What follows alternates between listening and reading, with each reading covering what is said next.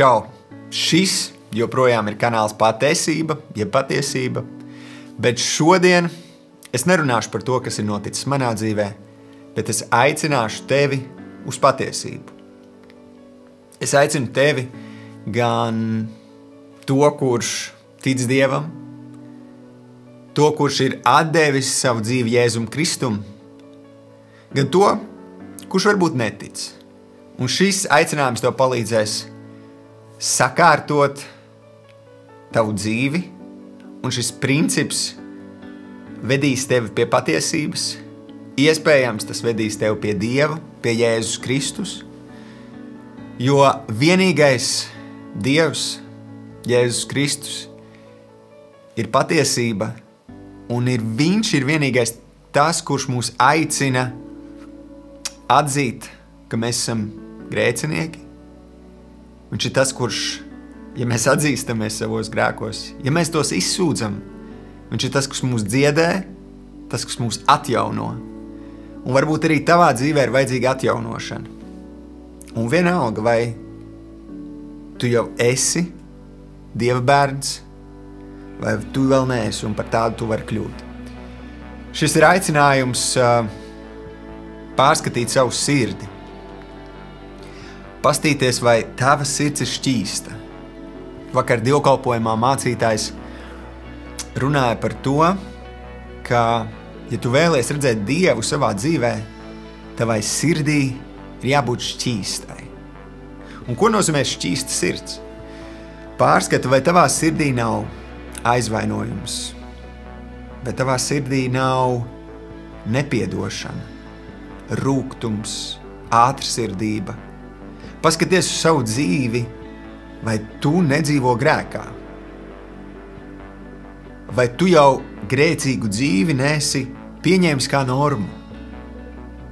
Un šis aicinājums ir no tādas mīlošas tēva sirds.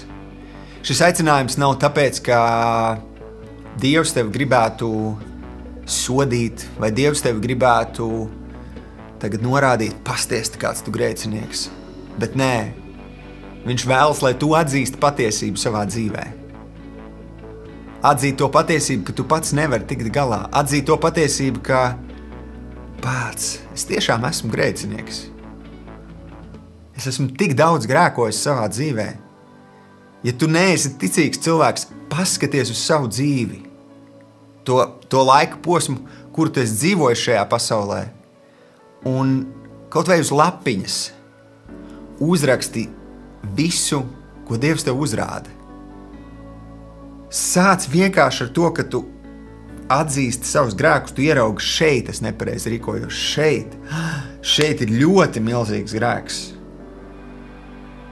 Pats īstenībā viens no lielākajiem, man šķiet, mūsdienās grēkiem ir laulības pārkāpšana.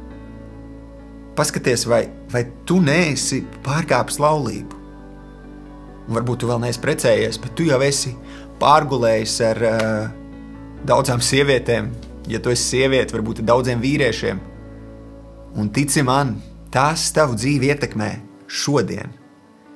Šīs visas lietas tev ir jānes Dieva priekšā. Iespējams, tu esi kristietis, bet tu joprojām dzīvo kā nekristietis. Te tu šķīries, te tu precies, te tu vispār padzīvo ar kādu kopā. Un es atgādinu, ka šis nav aicinājums tevi nosodīt. Šis ir tāds trauksmes zvans tavā dzīvē, lai tu pamostos. Un lai tu varētu kļūt laimīgs, lai tu varētu kļūt dziedināts. Jo kamēr tu nenes Dieva priekšā šīs lietas, šos visus aizvainojumus, nepiedošanas, varbūt kaut kādas mahinācijas tu esi veicis, es nezinu. Tu to zini. Un izlīksta cilvēkiem. Uzraksti man, varbūt tu vari pateikt kādam sev tuvam draugam to atklāt. Es zinu, ka tam vajadzīga drosme. Bet tici man, ja tu spērsi šo soli uz atzīšanos, uz patiesības atzīšanu, tu būsi brīvs. Tu būsi brīvs. Tas ir vienkāršs princips. Pat ja tu netici Dievam, tad izlīdzinies ar cilvēkiem. Pārskati savas attiecības ar cilvēkiem, pārskati attiecības darbā, pārskati savas attiecības ģimenē, pārskati vispār, ko tu savā dzīvē esi darījis. Un tici man, ja tu sāksi šīs lietas darīt, tu kļūsi mierīgāks, laimīgāks. Sākumā tas nebūs viegli, jo, lai tu atzītu, ka tu esi grēcinieks, un es tev nesaku, tiešām vēlreiz atgādinu, kad Dievs tev vēlas nosodīt par to, bet tā vienkārši ir patiesības atzīšana. Un, lai to izdarītu, jānomet savs lepnums. Ir jānomet tas, ka tev šķiet, ka tu zini labāk par Dievu. Varbūt es smējies par tiem, kas no sirds tic Dievam. Es zinu, ir cilvēki, kas varbūt smējās par mani, varbūt iesmēji, ka tur, re, kur ticīgais, re, kur svētais. Pārskati savu sirdi. Pārskati savu sirdi. Dievs tev šodien aicina atgriezties pie viņa. No jauna. Un tici man, Dievs tev pacels, ja tu būsi patiess, ja tu būsi atklāts viņa priekšā.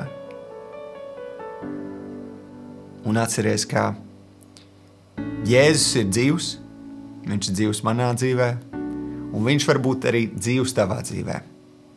Un Jēzus tevi ļoti mīl.